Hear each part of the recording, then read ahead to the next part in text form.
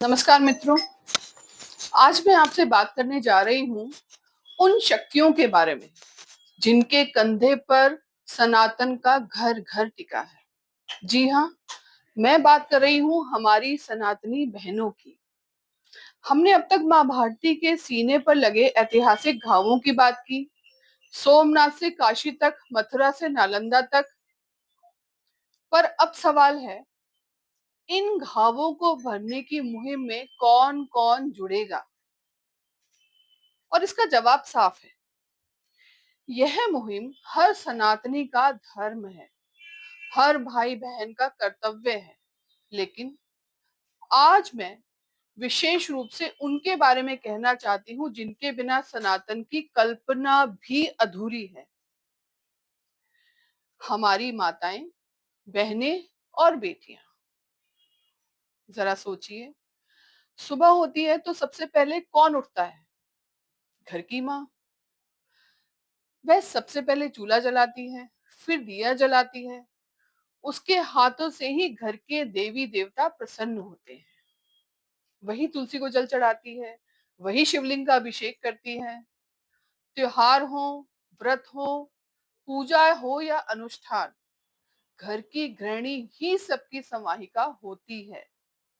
वह परंपराओं को सहेजती है, संस्कारों को गढ़ती है, अपनी अगली पीढ़ी को धर्म की डोर से बांधती है।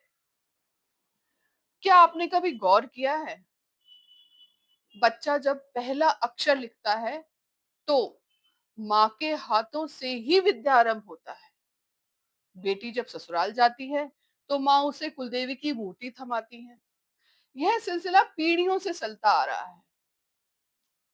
लेकिन मित्रों, अब समय आ गया है कि हमारी यह शक्ति सिर्फ घर की दहलीज तक ही सीमित ना रहे। हाँ, मैं मानती हूँ घर का धर्म संभालना अपने आप में सबसे बड़ा धर्म है। लेकिन जब माँ भारती के सीने पर गहरे जख्म हैं, तो क्या हमारी बहनें सिर्फ घर की चार दीवारी में ही अपना कर्तव्य समझेंगी?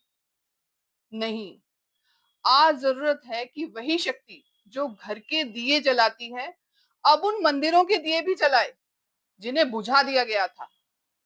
वही हाथ जो तुलसी की माला जपते हैं, अब उन ज्योतिर्लिंगों की रक्षा के लिए उठे जिन्हें तोड़ा गया था। इतिहास गवाह है, रानी अहिल्याबाई होलकर ने अकेले दम पर सोमनाथ से लेकर काशी तक देश भर में सैकड़ों मंदिर का जीर्णोद्धार किया था। वह एक महिला थी और उन्होंने वह कर दिखाया जो सेनापति नहीं कर पाए।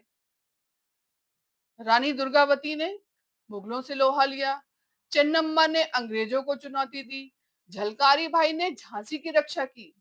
ये सब हमारी सनातनी बहनें ही थी। आज फिर से समय आ गया है बहनों।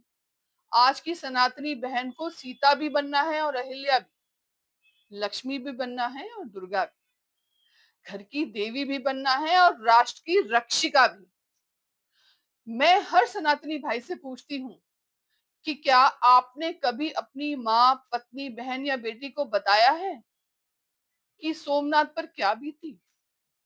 क्या उन्हें पता है कि काशी के उन गलियारों में क्या हुआ था जहां पर आज हम चल रहे हैं? क्या उन्हें पता है कि जिस मथुरा की कृष्णा वे पूछती हैं वहां आज क्या है? ये हम बहनों की जिम्मेदारी है कि हम अपनी बहनों को जगाएं, उन्हें बताएं कि उनका धर्म सिर्फ घर की चार दीवारी तक सीमित नहीं है। उनका धर्म है इस धरती को भी स्वर्ग बनाना। और मैं अपनी सनातनी बहनों से सीधे ये कहना चाहती हूँ, बहनों, आपके हाथों में जो शक्ति है ना, वो दुनिया की किसी भी ताकत से कम नहीं है। अपने घर घर में आपने घर घर में सनातन को जीवित रखा है। अब आपको निकलना होगा, दहलीज के पार उन मंदिरों तक पहुंचना होगा जहां आज भी हमारे देवता बंद हैं। उन स्थलों पर जाना होगा जहां कभी हमारी आस्था के केंद्र थे और आज कुछ और है। आपकी एक आवाज हजारों की आवाज बन सकती है।